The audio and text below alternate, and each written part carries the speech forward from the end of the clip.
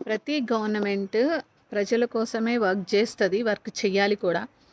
పాత government YCP గవర్నమెంట్‌లో సచివాలయం వ్యవస్థ వచ్చింది. సచివాలయం వ్యవస్థ ముఖ్య ఉద్దేశ్యం ఏంటంటే గ్రామ స్వరాజ్యం అవ్వాలి. గ్రామంలోని అందరికీ పూర్ పీపుల్‌కి కానీ, రైతులకు గానీ, కూలీ చేసుకునే వాళ్ళ టైం వేస్ట్ చేయకుండా మండలాల చుట్టూ తిరగకుండా 12 శాఖలకు సంబంధించినటువంటిది సెక్రటరియేట్ సచివాలయం మన గ్రామంలో ఏర్పాటు చేశారు. దానికి రిక్రూట్ చేసిన దాంట్లో నేను కూడా ఒక విలేజ్ సర్వేయర్‌గా నేనిప్పుడు మాట్లాడదలుచుకున్నది ఏంటంటే, నేను ఒక సర్వేయర్‌గా నేనొచ్చాను. వచ్చిన తర్వాత సర్వేకి సంబంధించినటువంటి రీసర్వేలో భాగంగా చాలా వర్క్ చేశాము. సర్వే ఆఫ్ ఇండియాకెళ్ళి చేశాను. కమిషనర్ ఆఫీస్‌లో చేశాను. గ్రౌండ్ లెవెల్‌లో మూలపాడు గ్రామంలో అది కూడా సర్వే చేసి ఉన్నాను. సర్వేకి సంబంధించినటువంటి ఎన్నో ఎంతైనా గానీ మేము చేయగలిగాము. అలాగే ఇంజినీరింగ్ గానీ, అలాగే వెల్ఫేర్స్ గానీ, అలాగే పోలీస్ డిపార్ట్మెంట్ గానీ రకరకాల హ్మ్. డిపార్ట్మెంట్స్ ఇందులో ఉన్నాయి.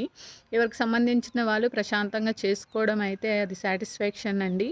ముఖ్యమంత్రి గారు నేను చెప్పాల్సిందేంటనుకుంటున్నారంటే, నేనిప్పుడు మాకు డిపార్ట్మెంట్ ఆఫ్ రెవెన్యూకి సంబంధించినటువంటి ఏ వర్క్ అయినా మేము చేసాము. అదనంగా విపత్తుల్లో, వరదల్లో వాటిలో మేము వర్క్ చేసాము. అలాగే మళ్ళీ ఎలక్షన్ డ్యూటీస్ చేసాము. ఇవన్నీ ఎక్స్‌ట్రా డ్యూటీస్ చేస్తున్నాము. కానీ ఇంటి పన్నులు వసూలు చేసేది మాది కాదు.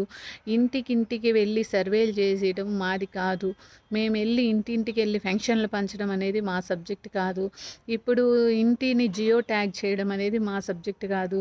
ఇంటి పన్నులు వసూలు చేయడం మా సబ్జెక్ట్ కాదు. అలా రకరకాల స్కీముల్ని ఒక నెలంతట్లో ఒక్కొక్క మనిషికి ఒక 100-200 ఇల్లిచ్చి మీరు ఇల్లిల్లు తిరగమని తిరగపోతే పైనున్న ఈవీపీఆర్‌డీ గానీ, లేకపోతే ఎండీఓ గానీ, ఎంఆర్ఓ గానీ, లేకపోతే ఇతరితర అధికారులందరూ కలిసి మీకు